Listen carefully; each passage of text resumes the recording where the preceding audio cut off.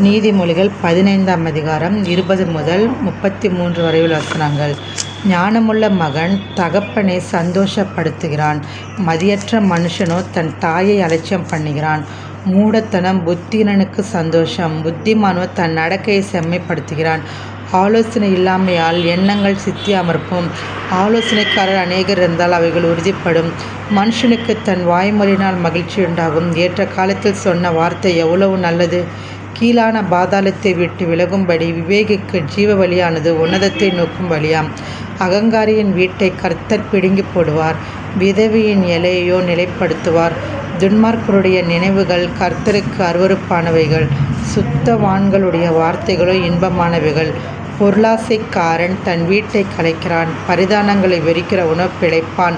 நீதிமானுடைய மனம் பெரிதும் சொல்ல யோசிக்கும், துன்மார்க்கனுடைய வாயோ தீமைகளை கொப்பளிக்கும்.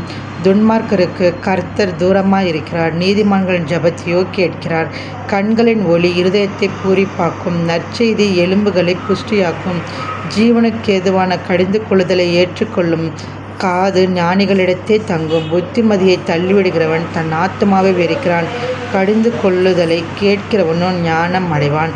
கர்த்தருக்கு பயப்படுதல் ஞானத்தை போதிக்கும், மேன்மைக்கு முன்னானது தாழ்மை. ஆமேன்.